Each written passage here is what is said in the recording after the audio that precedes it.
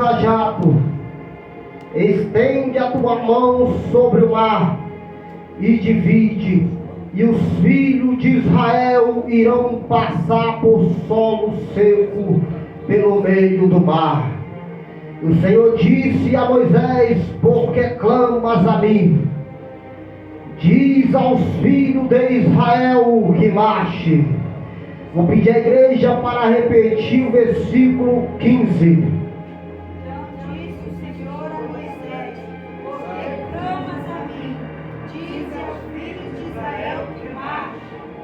Podeis assentar em nome de Jesus.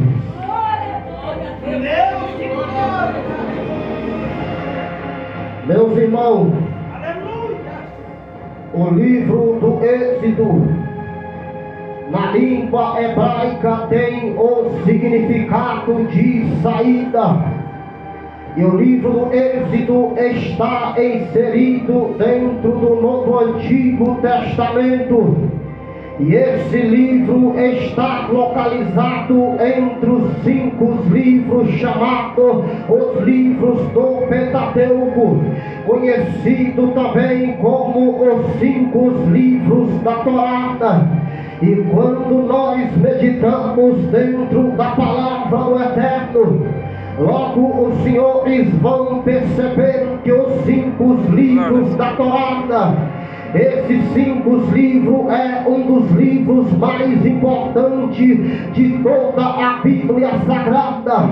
Eu vejo pessoas desprezando os 5 livros do profeta Moisés, mas quando eu leio a Bíblia Sagrada, eu logo começo a entender que os 5 livros da Torá, os 5 livros do Pentateuco, é um dos 5 livros mais importante de toda a Bíblia Sagrada, porque quando nós lemos a Bíblia Sagrada dentro do Evangelho de Lucas, capítulo de número 18, acerca de uma parábola chamada a parábola do rico e Lázaro, a Bíblia vai dizer que esse homem chamado rico, ele era um homem que vivia em suas regalias, ele tinha do bom e do melhor, e tinha um homem chamado Lázaro, o mendigo.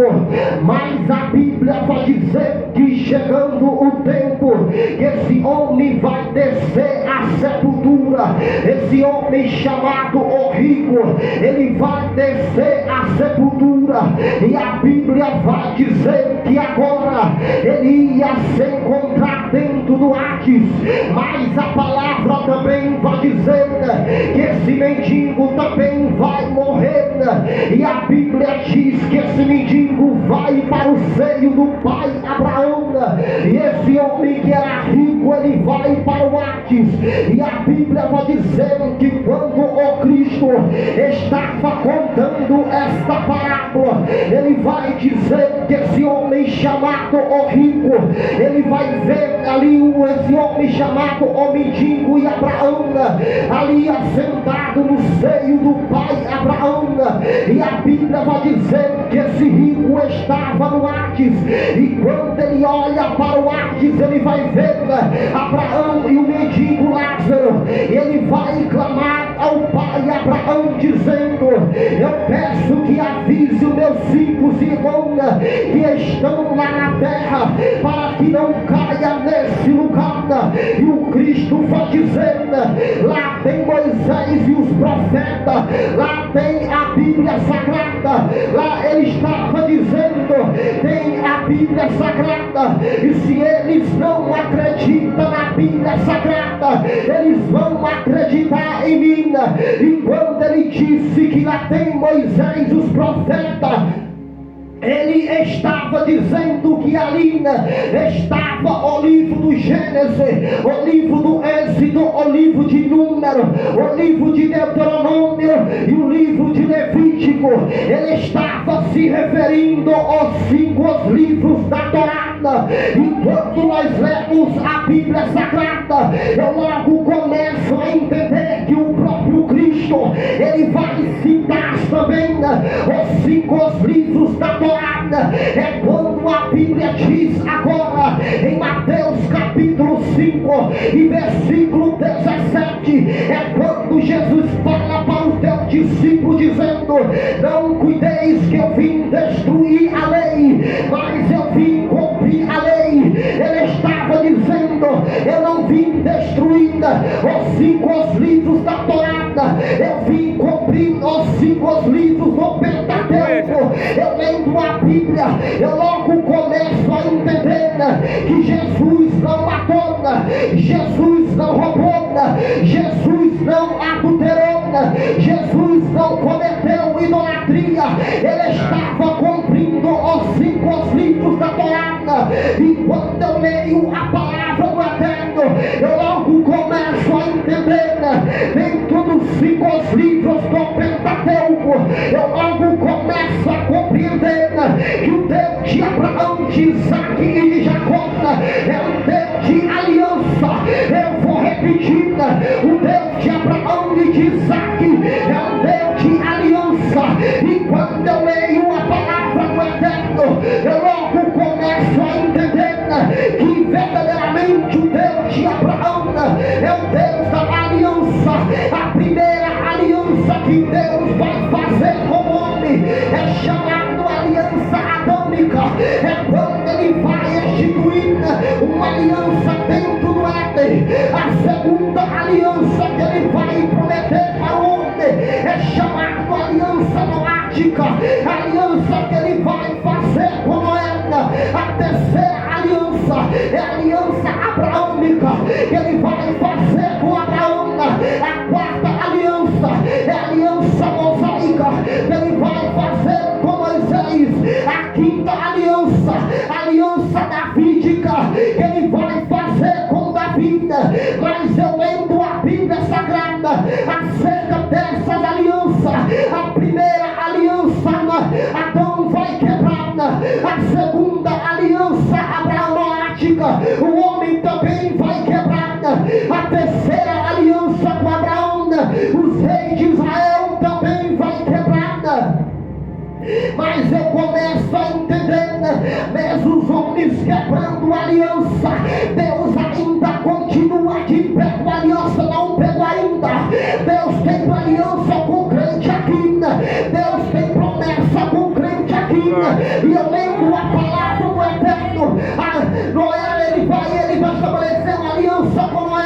Ele vai colocar um arco para todas as vezes que o homem olhar para o arco. Era a aliança que ele tinha feito com Noé, que ele não destruiria mais a terra com água. E quando eu leio a Bíblia Sagrada, a aliança atômica, ali Adão vai quebrar a aliança, mas ele toma a boca do apóstolo Paulo para escrever na segunda carta de Paulo a Timóteo, capítulo de número 2, versículo de número 13. Ele vai dizer: mesmo que o homem seja infiel, ele continua fiel. Não pegou ainda. Eu vou repetir: mesmo que o homem seja infiel, ele continua fiel. É Deus dizendo: o homem pode quebrar aliança, o homem pode quebrar estatuto, o homem pode quebrar mandamento, o homem pode quebrar palavra, mas a minha promessa está de pé.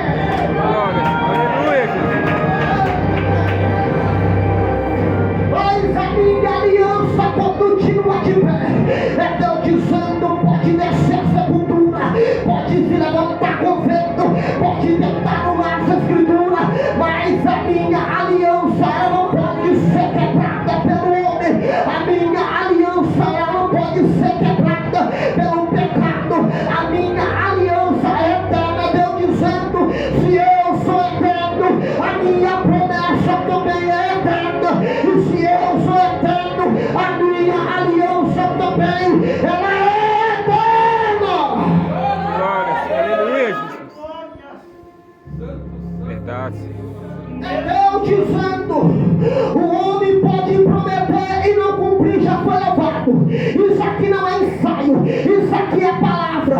O homem pode cumprir e não prometer, mas eu sou fiel para cumprir. O homem pode te prometer mil coisas e ele não vai cumprir, mas se eu te prometer,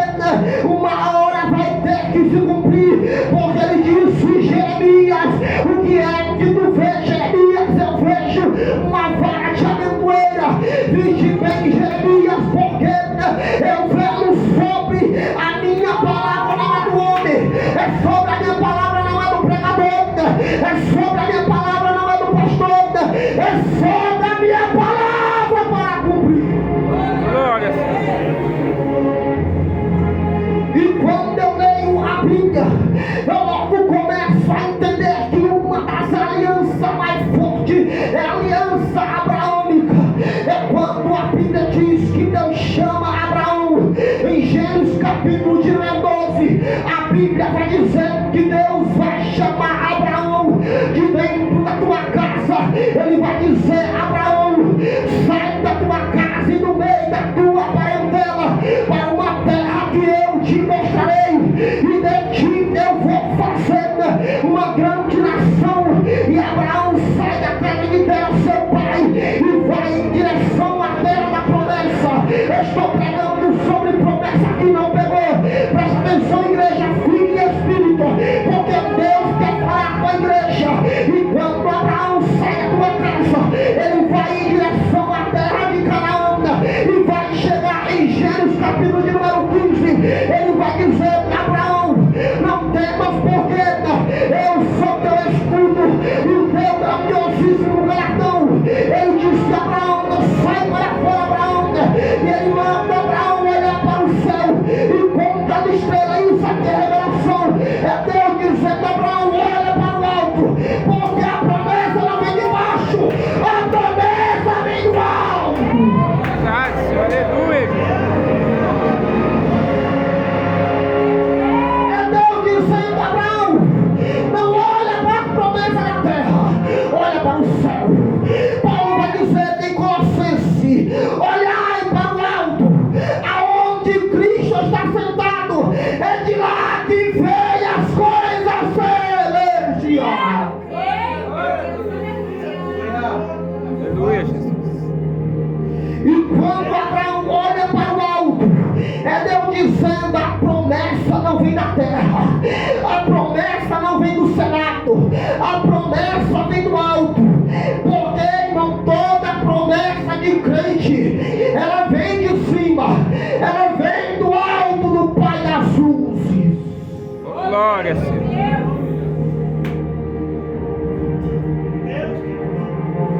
E quando Deus fala: Abraão, eu vou fazer de ti uma grande nação, e eu te abençoarei aqueles que te abençoar, mas tu vai amaldiçoar também aqueles que te amaldiçoar. É Deus dizendo: o meu povo tem o poder da boca, e ele às vezes não sabe usar. Ele vê o teu irmão na prova, em vez de profetizar, ele fica caluniando: eu vou pregar. Ele vê o irmão dele na prova, em vez de abençoar, ele fica julgando.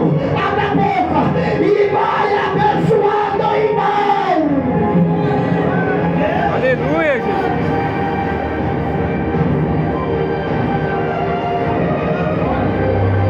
E a Bíblia diz que quando Abraão agora, ele vai em direção à terra prometida, ele vai gerar um filho chamado Isaac. Isaac vai gerar Jacó, e Jacó vai gerar 12 tribos de Israel. E a Bíblia diz que o filho de José, o filho de Jacó, chamado José, ele vai para o Egito. Ele planta ali o plano de Deus de estabelecer uma grande nação. E eu vejo o pregador falando: coitadinho de José, coitadinho dele, porque ele foi levado como escravo. E José diz: esse é o plano de Deus, que eu fosse levado para dentro do Egito, porque Deus queria me honrar ali dentro. Tem lugar que Deus te coloca, não é para ser coitadinho, é porque tem promessa. Tem lugar que Deus te coloca, não é para ninguém ficar olhando com olhar de pena, é para saber que Deus tem promessa. Verdade.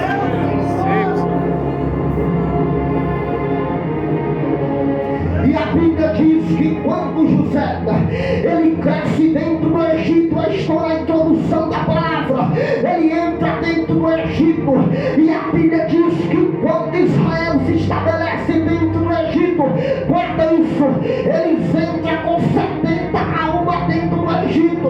E a Bíblia diz que quando José, ele cresce grandiosamente dentro do Egito, ali ele vai ser honrado, vai ser um dos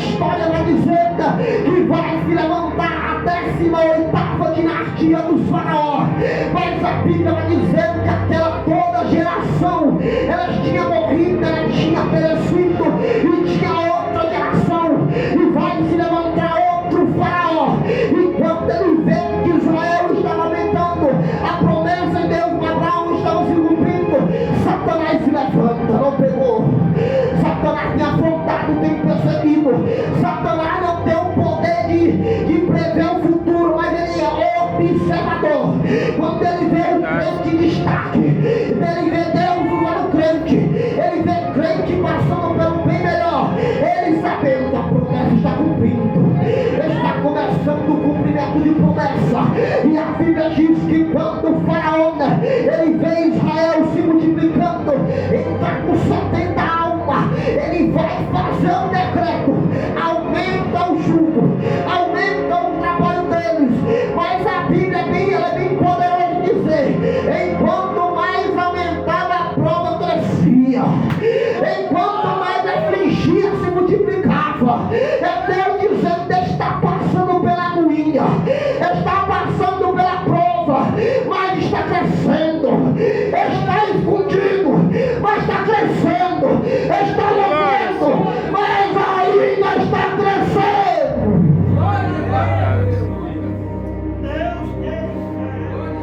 E a Bíblia diz: enquanto mais ele afligia, mais crescia. Se não parou com 70 almas, agora que não vai parar mesmo. Se não parou quando começou a louvar, agora está profetizando, está pregando, está orando, está dirigindo o culto. Irmão, estou sentindo que Deus empregar isso aqui. Se não parou no início, agora que não vai parar.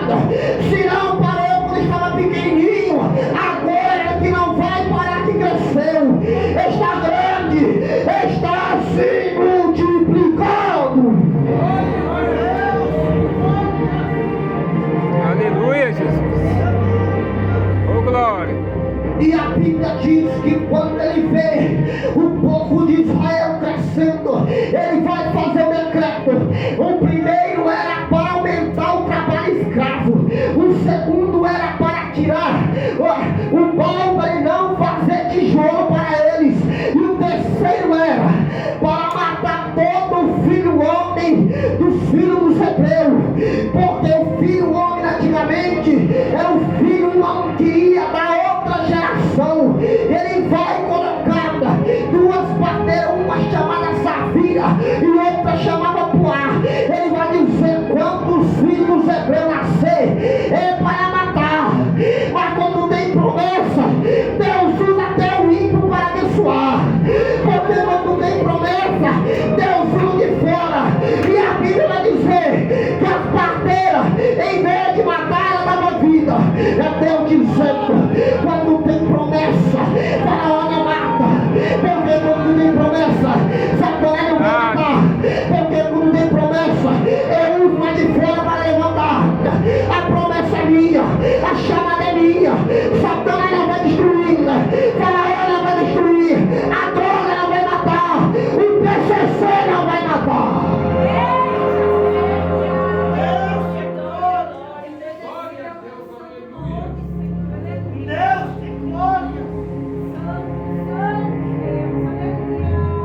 E a Bíblia diz, quando ele faz esse decreto, eu vou correr aqui, ele faz esse decreto, é para matar todo filho homem.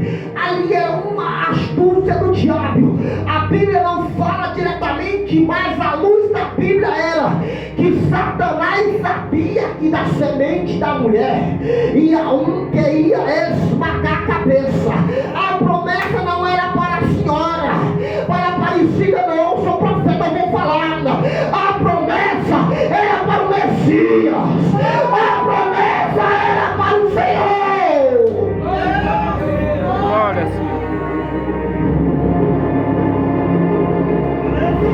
E ele tem um plano macabro de matar todos os filhos homens.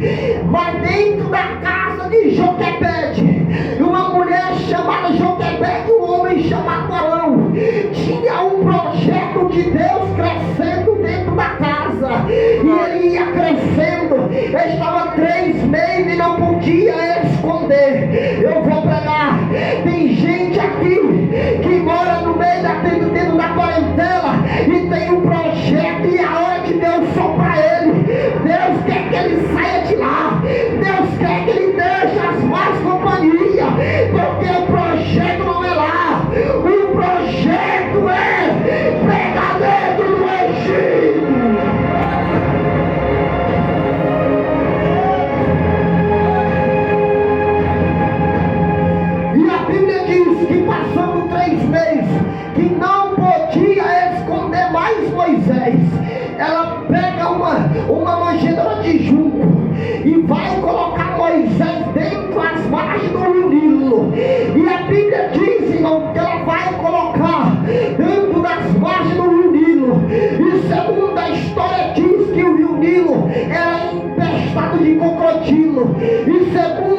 história. Israel vivia em uma cidade chamada Gozém, perto do rio Nilo. E o palácio de Faraó ficava quase no meio. Qual é a lógica? O leito que manda água. E se ela colocou no delta do Nilo, a correnteza está indo em direção ao delta. Mas segundo a história diz que a manjedoura foi contra a correnteza até chegar no leito, porque lá estava a filha de Faraó. É Deus dizendo: quando o menino tem a promessa, nenhuma tempestade pode ir ao contrário, nenhuma correnteza pode ir ao contrário, porque tem promessa, irmão. Nem a correnteza, nem o vento, nem a tempestade vai impedir. Aleluia, Jesus. Moisés cresce dentro do Egito, instruído em toda a ciência. Moisés sabia entrar e sair, sabia sair de dentro do palácio. Moisés conhecia todas as culturas do Egito. Verdade. E a Bíblia diz que quando Moisés cresce, ele fica sabendo que o sangue dele era dos hebreus. E quando Israel estava sendo afligido pelo decreto, ele vê que um egípcio espancava um hebreu. E ele toma as dores. E ele vai matar aquele homem. Até que o plano vai ser descoberto. E ele vai fugir para o deserto de Midian. Mas quando Moisés vai para Midian, ele não passa 3 meses. Ele não passa 1 ano. Moisés vai passar 40 anos em preparação. Moisés conhecia a cultura, mas não conhecia ainda o Deus da Bíblia. Moisés conhecia toda a cultura de dentro do palácio, mas ele não conhecia a cultura dos hebreus.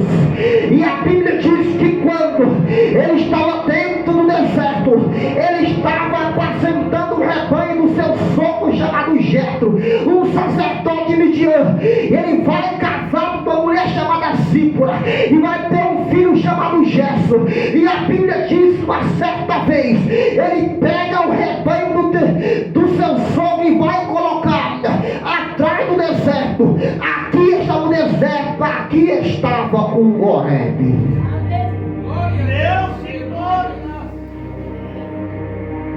Quando Moisés olha para o Horebe, ele vê uma sarça. A sarça é o quê? É uma planta que tem no deserto. Se você tocar com o dedo, ela desmancha, ela vira pó. Mas quando Moisés viu a sarça pegando fogo, quando ele vê o fogo, ele não vai ficar impressionado, porque era normal a sarça pegar fogo no deserto por causa do calor.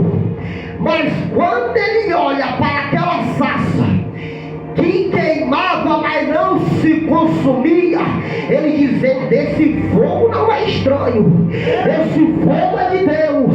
O que tem de fogo estranho no meio do povo de Deus é um fogo de palha. Ele disse para Levítico: o fogo do filho de Corá é um fogo estranho.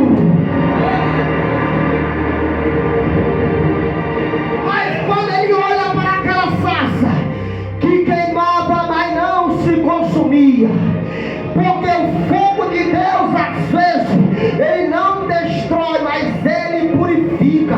O fogo destruidor de Deus é o fogo que vai acontecer dentro do lago de fogo. Mas o fogo de Deus na vida do crente, ele não destrói. Ele queima o pecado, mas não destrói o crente.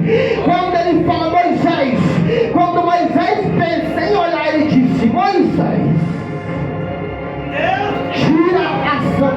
de teus pés. Porque a terra que tu está pisando não é a terra do sambódromo, não é no terreiro da Umbanda. Aleluia. A terra que tu está pisando é terra santa. O que era que Deus estava falando?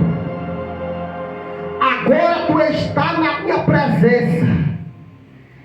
Deixa tudo que estava dentro do Egito para trás. Quando fala tirar sandália, quer dizer caminhada. Moisés, tu mandou dentro do palácio, tu fazia tudo dentro do palácio. Deixa lá para trás, porque agora tu está na presença do grande eu sou. Agora tu está na presença do grande. Quando ele tira a sandália dos teus pés, porque a terra que tu pisa é a terra santa. E quando Moisés tirou a sandália, Deus disse: eu tenho ouvido o clamor do meu povo dentro do Egito. 430 anos. Dá a entender aqui que passou 100 anos e o povo com a boca fechada. 200 anos e o povo com a boca fechada. 300 anos e o povo com a boca fechada. 400 anos e o povo em silêncio. Passou 30 anos e o povo em silêncio. Quando chegou 430 anos, o povo clamou. É Deus dizendo: Satanás só vai se andar enquanto não clamar, enquanto não orar. Ele disse: Jeremias, clama! Amém. E eu te responderei. Aleluia, Jesus. O que Deus estava dizendo, passaram 430 anos e não clamavam. Se entregaram à idolatria, só murmuravam. É Deus dizendo: para de murmurar. Em vez de reclamar, ora. Em vez de reclamar, clamas a mim. Aleluia, Jesus. Eu tenho ouvido o clamor do meu povo. Ele disse: Moisés, eu vou te enviar Faraó, e tu vai libertar o meu povo de dentro do Egito. Mas a revelação é que Moisés tinha um cajado. E Deus pergunta a Moisés: o que tem na tua mão? Um cajado. E quando Deus mostra aquele cajado para Moisés, Deus estava falando de ferramenta. Eu vou te entregar uma ferramenta, mas é para voltar para o Egito, mas não é para ficar lá. Tem missionário que vai fazer uma missionária e não volta, ele fica lá. Ele cai, profeta. Tu vai para o Egito e leva a ferramenta, porque quando chegar perante Faraó, essa ferramenta que tu vai entregar, que tu vai levar, ela vai ser usada. E Moisés pergunta: o que eu vou falar para Faraó? Ele disse: o eu sou te enviou. É Deus dizendo: eu não devo satisfação para pilantra, eu não devo satisfação para Faraó, porque quando eu levanto, eu levantei, porque quando eu envio, eu enviei. Quando pergunta, fala: o eu sou me chamou, o eu sou me levantou, o eu sou me enviou. Quando Moisés chega dentro do palácio, ele usa a ferramenta que Deus entregou a ele. Ele joga o cajado e ela transforma em uma serpente. A história é conhecida que os mesmos feiticeiros fizeram que o cajado também de Faraó não era nem um cajado, era um cetro de ferro. Se transformasse em uma serpente, mas a serpente que era do cajado de Moisés come a serpente de Faraó. E a Bíblia vai dizer que Deus fez o Egito com toda a praga, com 10 pragas. Ali era um recado de Deus para todos os deuses do Egito, porque cada deus do Egito tinha uma simbologia: o Deus do sol, da água, da vegetação, o Deus dos primogênitos, o Deus da cura, era tudo. E Deus envia uma praga, Deus dizendo: eu sou Deus na igreja, eu sou Deus dentro do Egito, eu sou Deus aqui, eu sou Deus no mundo. Ele dizendo: eu sou Deus. Glória, Senhor. E ele vai ferir o Egito com 10 pragas. Chega a 10ª praga, a morte de todos os primogênitos. E ele vai libertar Israel. Entraram com 70 almas. E a Bíblia diz que era mais de 5 milhões de pessoas, fora as crianças. Se não pararam 70 almas, será que vai parar 5 milhões? Se não parou a igreja primitiva com 12 apóstolos, será que vai parar agora? Não vai parar, irmão. E a Bíblia diz que eles vão peregrinando pelo deserto. Eles vão sair do Egito e vai passar 3 meses, eles vão peregrinar pelo deserto. E a Bíblia diz que não faltava pão, não faltava roupa, não faltava comida, e não faltava nada. E sabe o que é impressionante? Se não faltava pão para a humanidade, a Bíblia diz que tinha animal. E no deserto, alguém sabe me responder se tem vegetação?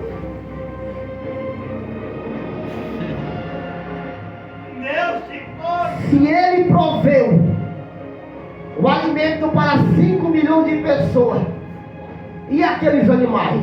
E comeu o que? Areia? Se Deus proveu alimento até por animal, imagine para a imagem e semelhança dele.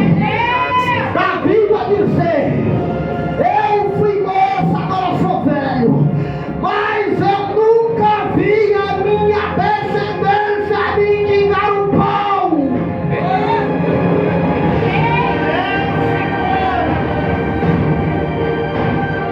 E eles vão peregrinando pelo deserto. Aqui tinha um caminho mais fácil, e aqui tinha um caminho longo. A minha lógica era o quê? Eu ia pegar o caminho fácil, porque é atalho.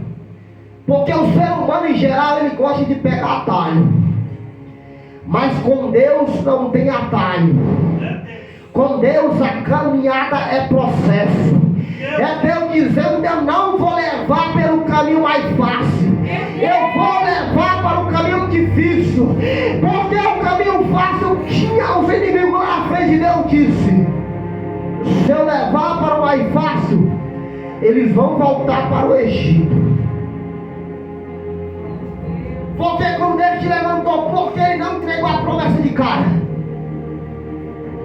Porque aquilo que ele te prometeu, ele não entregou de cara.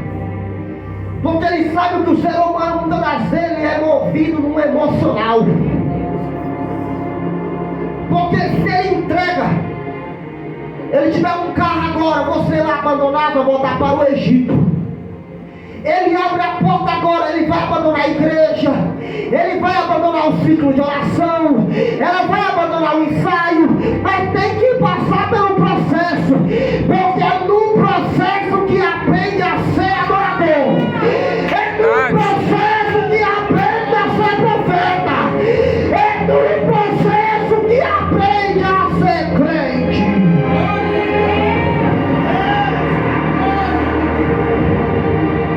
E a Bíblia diz que eles vão chegar em Pi-Hairote.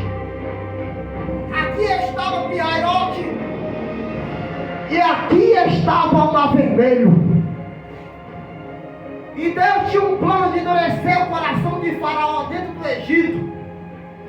Porque eles vão cair em si, eles vão dizer: o que nós fizemos? Liberamos nossos escravos?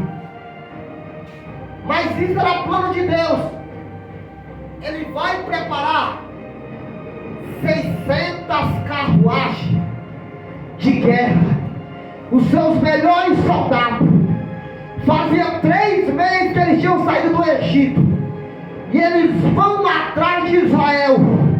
Mas a Bíblia diz que quando ele vinha com seus carros e cavaleiros, eles vão preparar todos os carros, todos os cavaleiros. Israel vê o exército de Faraó, ele fica preocupado. É Deus dizendo para Isaías 54:17: nenhuma arma forjada e nem ferramenta preparada contra ti prosperará.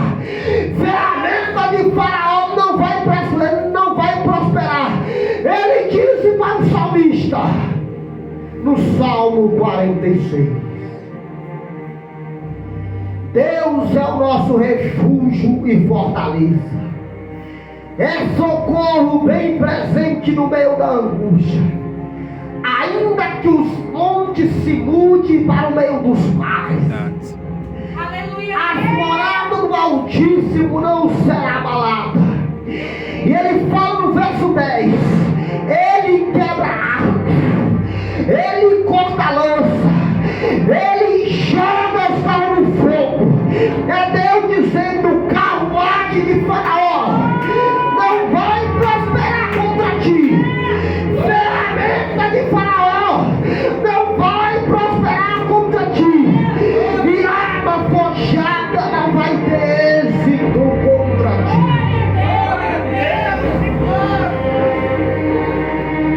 O exército de Faraó está aqui. E a Bíblia diz que uma coluna de fogo à noite e uma nuvem de dia. Está falando de 2 períodos que nós passamos, noite e dia. Não pegou ainda, irmão. Ele dizendo: eu estou contigo de noite, eu estou contigo de dia, eu estou contigo quando vai dormir, eu estou contigo quando levanta. Ele disse para o discípulo: eis que eu estou convosco. Não é hoje, é todos os dias, até a consumação do século. Glória, Senhor.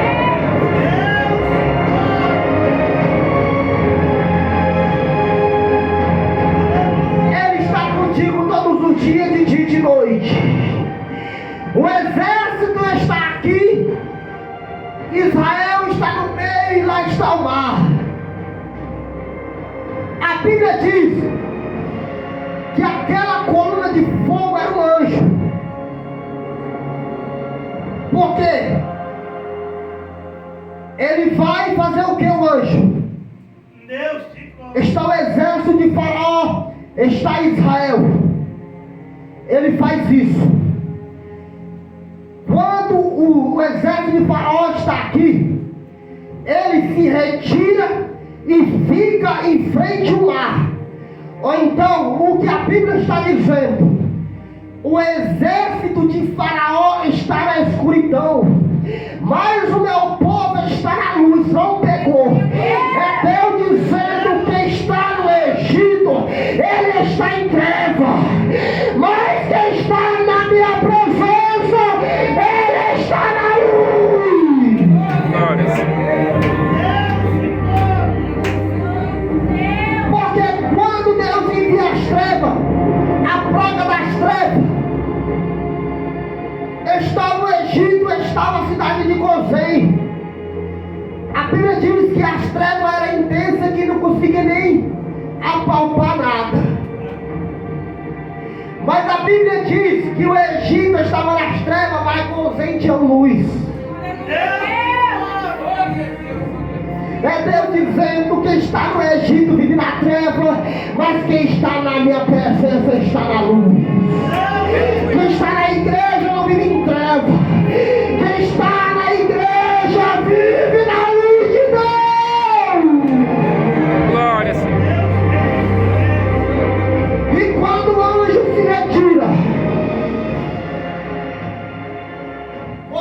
fica preocupado porque o povo disse: por quê? Tu tirou nós do Egito para morrer aqui. Moisés usou a fé. Deus falou: Moisés, por quê? Tu está clamando a mim. Porque Deus mandou Jeremias clamar. E agora ele perguntava para Moisés: por que tu clamas a mim? Tem situação que não precisa nem clamar, é só usar fé.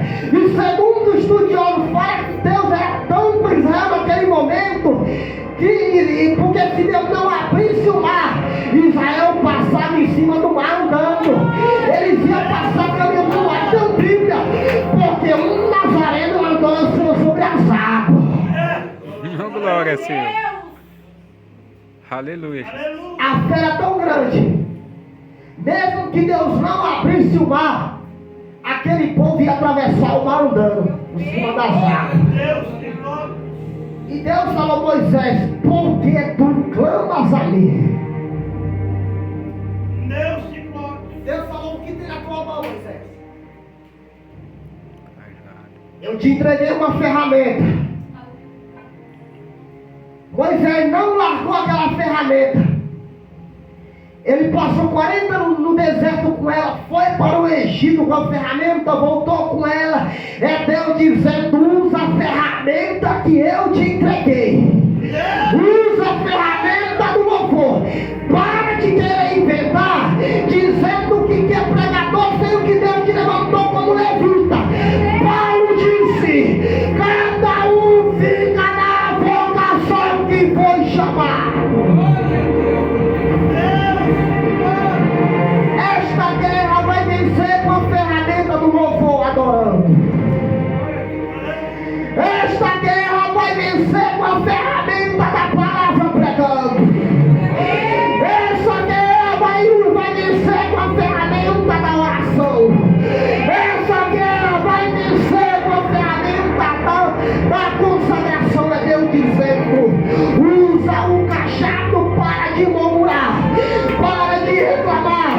Usa a ferramenta que eu te entreguei. Moisés, pega o teu cajado e vem o mar. Quando Moisés bateu, eu entendo que Moisés não bateu com força, porque ele tinha aprendido que ele feriu a rocha de Meribá. Ele fez isso, ele bateu com força. É Deus dizendo: Moisés, não bate, só toca com a ferramenta. E a Bíblia diz que vem um vento oriental. É Deus dizendo: tem vento que está, muitas das vezes é o teu contrário, mas quando eu estou no negócio, o vento vem a favor. O vento vai começar a soprar ao teu favor.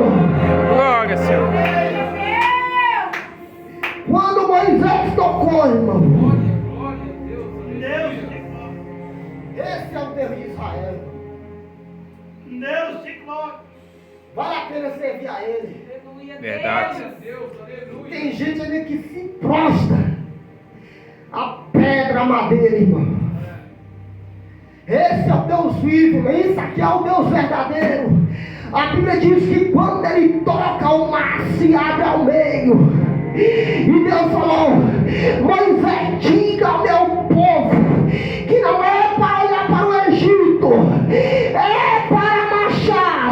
É Deus dizendo: está sendo caluniado, mas ainda está marchando. Está perdendo tudo, mas ainda está marchando. Está sendo caluniado, está marchando. Está no deserto, mas ainda está marchando.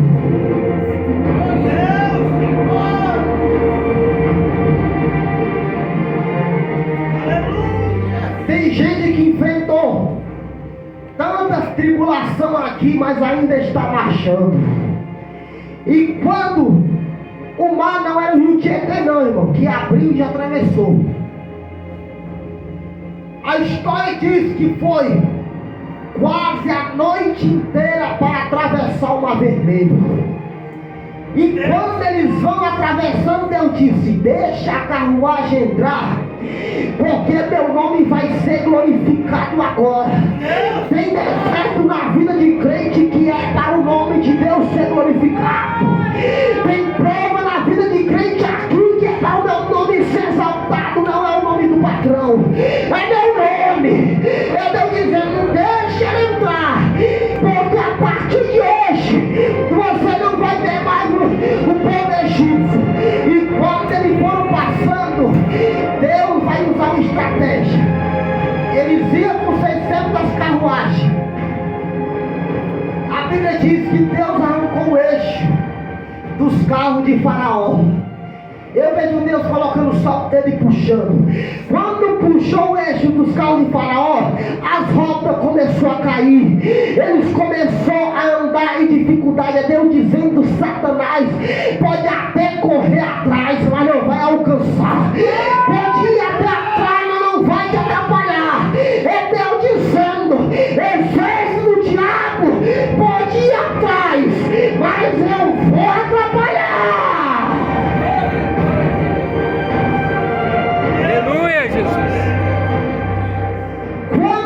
Atravessaram quase 5 milhões de pessoas. Chega do outro lado do mar e vem outro vento. Deus envia vento às vezes que é ao nosso favor, e às vezes é vento também que é para testar a nossa fé. Deus sopra do vento.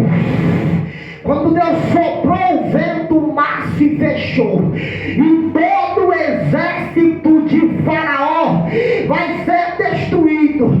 Deus, ele é especialista em acabar com o exército inimigo. Glória a Deus. Deus que glória.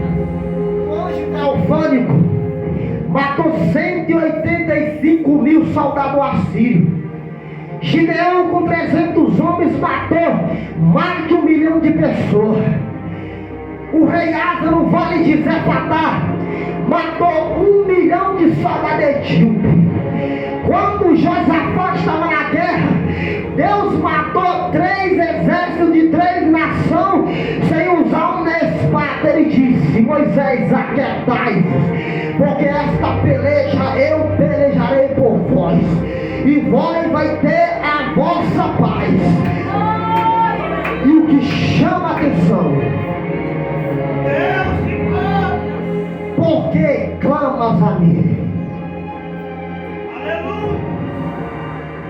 Tem situação que não precisa nem nós clamar, porque Deus já tinha mostrado que era com Moisés dentro do Egito.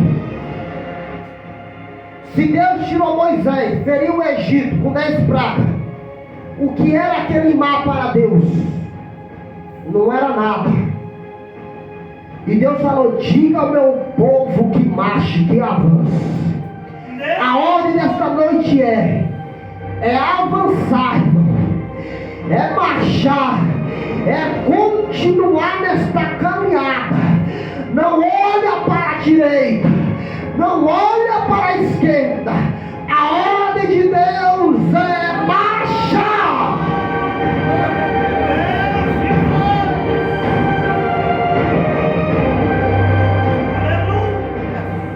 E quando o povo atravessa, o nome de Deus foi glorificado. Porque até aquele momento, não que Deus não seja um Deus conhecido, Deus não era conhecido diante daquelas nações. E a partir daquele momento, Deus ficou conhecido como Deus que feriu os egípcios.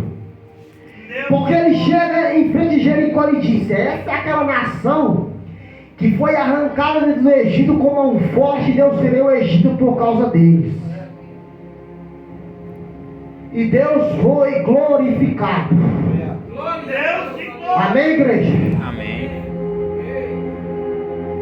Esta é a palavra que Deus enviou meu coração aonde é, porque clama. Tem situação que não precisa clamar, só avance. Usa a tua fé. Quero chamar a levita Alessandra.